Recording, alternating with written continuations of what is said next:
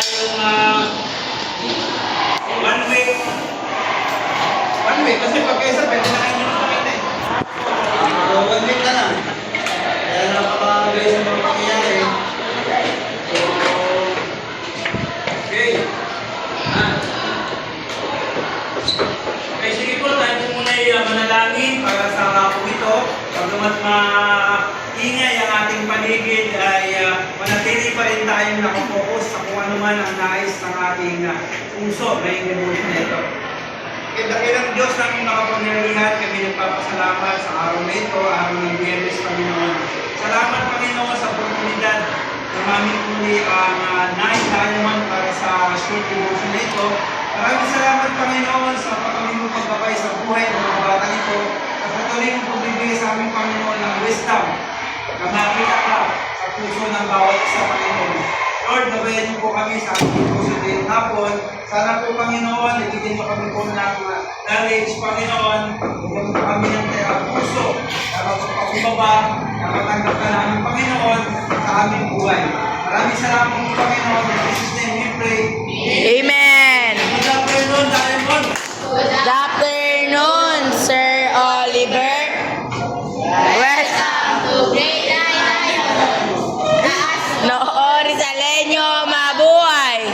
Okay, tuloy mo na sabi ko, ang ating contribution ay tungkol sa godly wisdom. Guys, ano po ba yung wisdom? Kasi pag sinabi natin wisdom, yung Tagalog, ito po ay karunungan. Okay? Bakit po may dalawa? Kasi po may tinatawag po tayo earthly wisdom.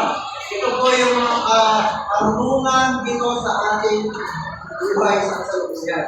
Ano po ba yung godly wisdom? So, tutukuyin natin ang karunungan na nagmumula sa Biblia na nagdadala ng gabay sa buhay, na nakakatulong sa tamang pamumuhay, nagbibigay ng magandang relasyon, nagiging daan sa kapayapaan, nagpapalalim ng pag-unawa sa Diyos. Yan po ang godly wisdom. Ito. Okay.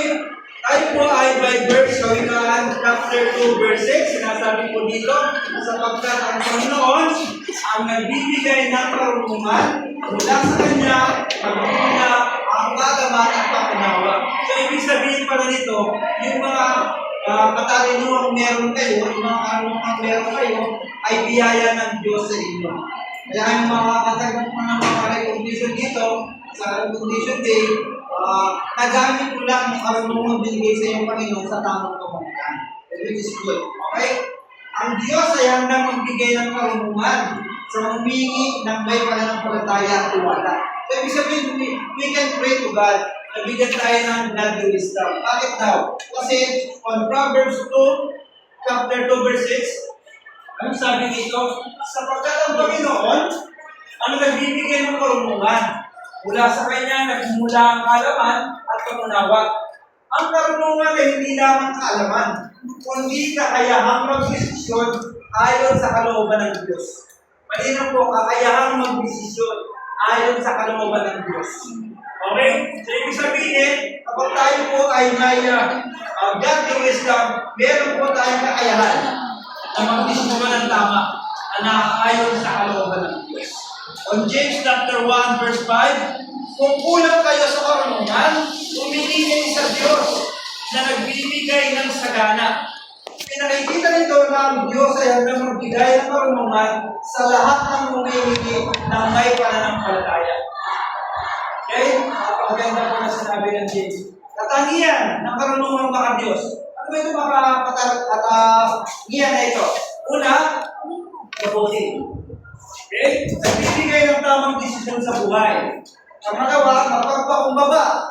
Tinatanggap ang mga aral mula sa Diyos at ang pangatlo, pag-ibig. Okay? Nagtuturo ng malasakit at tawa sa kapwa. Napakaganda na katangian ng karunungang mga Diyos. English, godly wisdom. Okay? Katangian ng karunungang mga Diyos na kapayapaan. Kapag tayo daw po ay merong karunungang mga Diyos, yung kapayapaan ay magkakaroon tayo. Bakit? Kasi ang karunungang mga Diyos ay nagbibigay sa atin ng ano? Kapayapaan, kapanatagan sa buhay. Wala na iniisipin yan. Okay? Dahil nga, tayo ay may kapayapaan. Dito ba sa Nine Diamond may kapayapaan? Opo. In reality. Wala. Bakit kaya? Depende. Depende sa Pag wala yung voice. depende sa tao, depende sa kapaligiran, depende sa kung anong ginagalawan.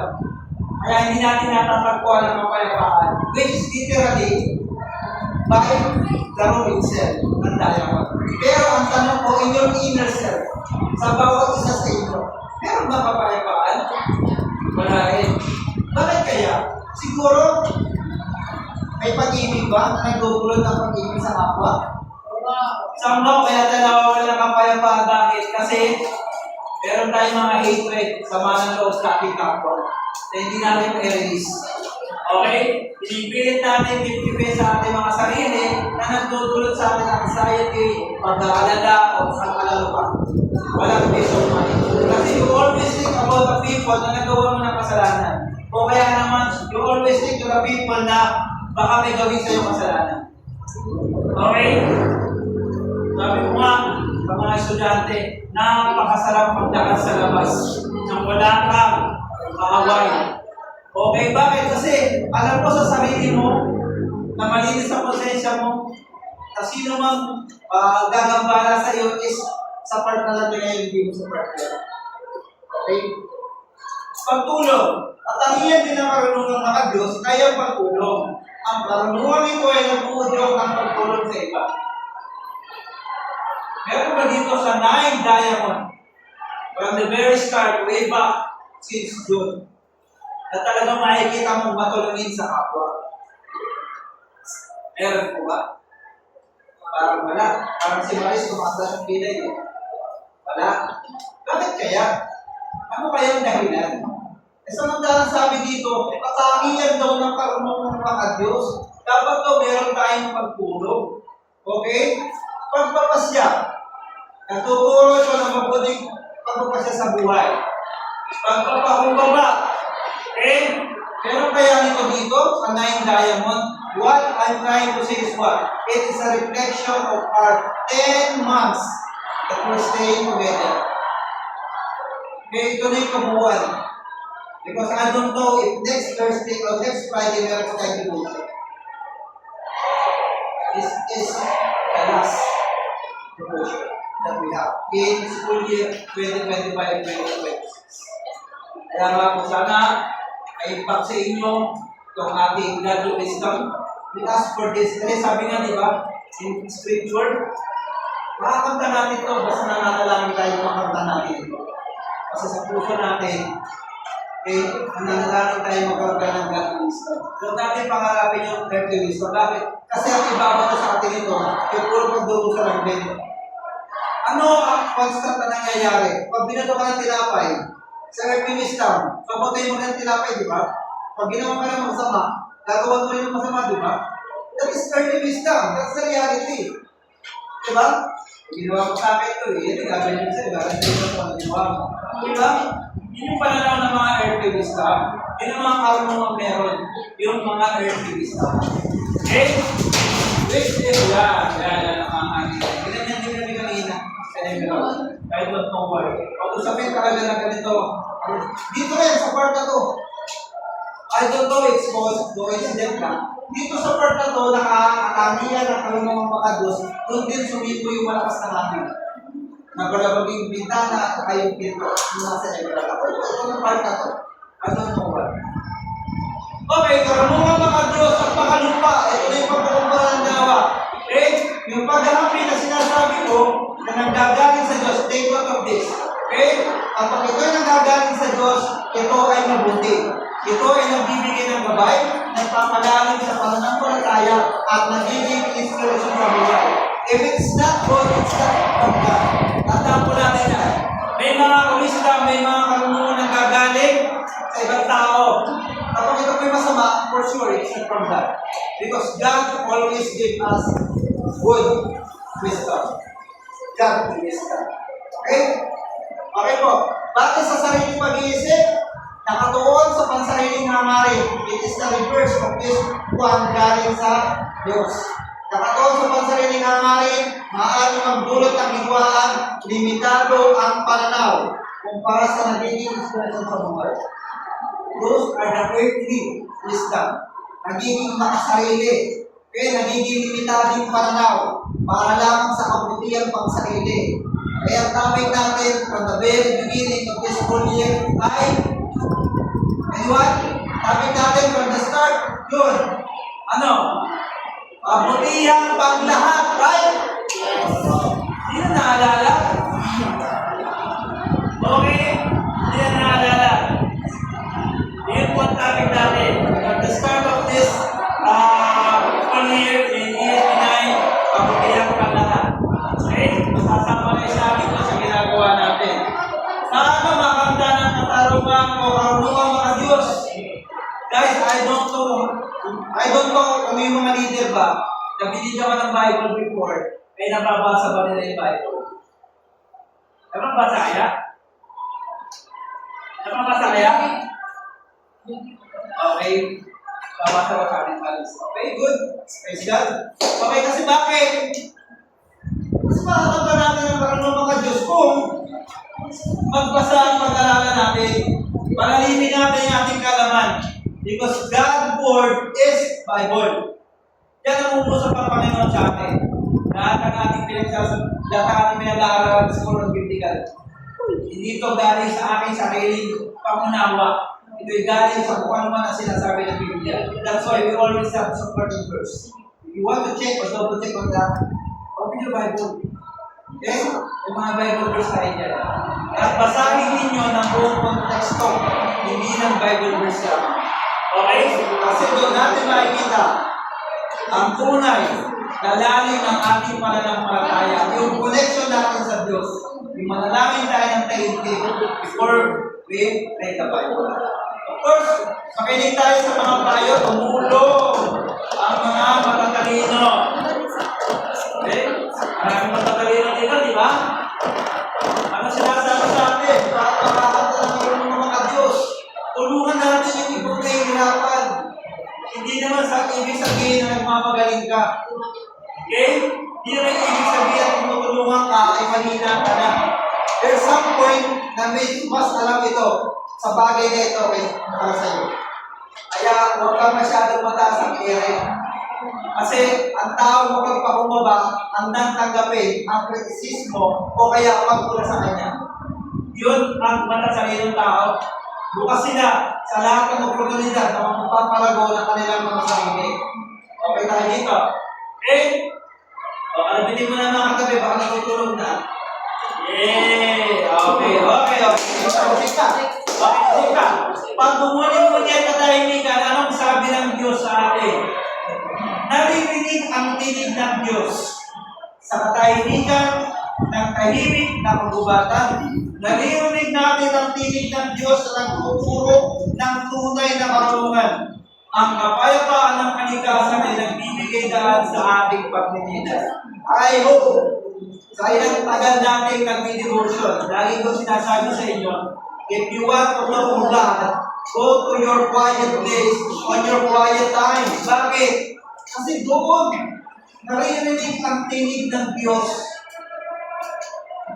Doon makikita natin na ang Diyos ay nananahan sa atin.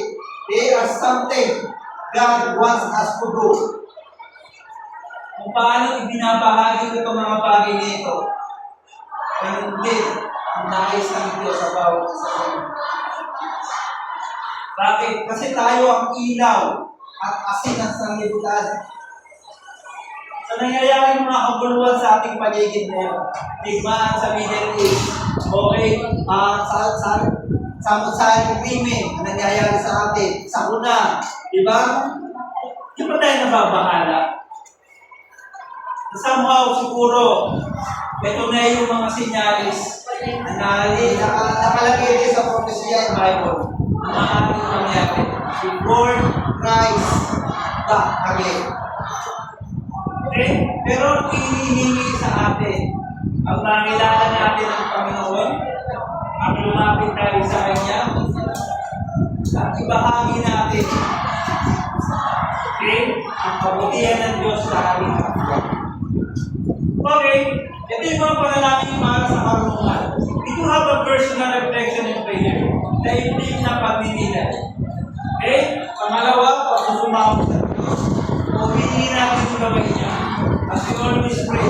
I always pray for you guys who have a wisdom para magkaroon kayo ng gabay sa araw-araw. And number 3, pagsasagawa ng pananampalataya o tiwala ng kanyang karunungan. Ano na lang, araw. Okay? Yun na, yan yung mamamalaya. So, plated na kayo. Diba? I hope somehow, siguro babalikan natin yung naging pagtalakay natin sa ating pangaralin. Although may mga particular moment na hindi natin mag-gets, struggle tayo somehow, on time, on topic, lalo na nag-struggle tayo sa exam, but it's okay. Okay? The only thing na lagi natin ipanalangin sa ating Diyos ay magkaroon tayo ng kababaan ng loob na tanggapin ang mga bagay na nangyayari sa atin. Okay? Hindi yung pag-broke na tayo, pag-broken na tayo, lalayo na tayo sa Panginoon. Hindi. Sa panahon tayo ay broken na broken, at tayo wasak na wasak, dapat lalo tayong magsuligasig na lumapit sa Panginoon. Kasi doon natin nakikita yung yakap ng Panginoon sa atin. Sabi nga nila, lahat ng tao, tatalikuran tayo, iiwanan tayo, pero may Diyos na mananatili sa atin. Ano mang antas ng ating buhay. Okay? Ano mang okasyon ng ating buhay. Girlfriend, boyfriend, iiwanan tayo niyan somehow. Okay, magulang natin. Diba? Kung maghanap natin, kaklase natin, guro natin. Pero ang Diyos ang mananatili na kasama natin. Amen. Okay, magsitayo po tayong lahat. Magagawa po natin tasan natin mga kamay, gawin po natin, at hingin po natin ang paggabay ng Panginoon. Tulad po ng sabi ko, baka ito na po ang last nating devotion for this school year.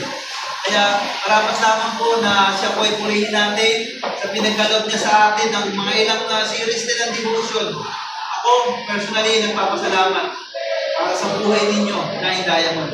Salamat sa oras. Salamat sa inyong pakikinig. Salamat sa mga pagkakataon na kahit na alam ko na hindi naman nakikinig. Maraming salamat pa rin. Bakit? Kasi nakikita ko sa bawat isa sa inyo. Alam nyo, Diamond, ang kakayahang magbago ng puso at isip ninyo ay wala sa akin. Diyos lamang ang may kakayahang baguhin kayo. At hindi ito mangyayari ng isang iglap lamang. Ang transformasyon na mangyayari sa bawat isa sa inyo, kailangan ginigin natin sa Panginoon. Sa oras na ito, Panginoon kami lumalapit sa inyo. Papasalamat at susumama ng Panginoon. Nagisingin mo, Panginoon, ang puso at ang namin ng bawat isa ng narito. Mga batang ito, Panginoon, nakatagpuan ni Wala, Panginoon, sa kanilang mga buhay. Bigyan niyo sila, Panginoon, ng godly wisdom na magkakain sa inyo. May tuwid ng kanilang mga landas, Panginoon. Sa panahon sila nalulumbay, nalilito sa maraming bagay, Panginoon, bigyan niyo sila ng kapayapaan. Panginoon, kami dumadalangin. Mamaya uuwi ang mga bata nito, Panginoon sila maging ligtas. Kaya hindi, Panginoon, ang kanilang mga mahal sa buhay. Lagi namin ang Panginoon, ang kanilang mabuting kalusugan at ang kabuhayan ng kanilang pamilya. Na siyang tumutulong sa kanila, nagtataguyod sa mga bata ito sa kanilang pag-aaral. Bilang Diyos, binibiling na inyong paggabay, nilamang po sa aming bansa. At tigil, Panginoon, sa buong mundo. Nawa, Panginoon, ng kapayapaan, ang laging manaig sa bawat isa. Maraming salamat po. In Jesus' name we pray. Amen. Amen. Thank you po sa inyong pakikinig. Nagpunta tayo sa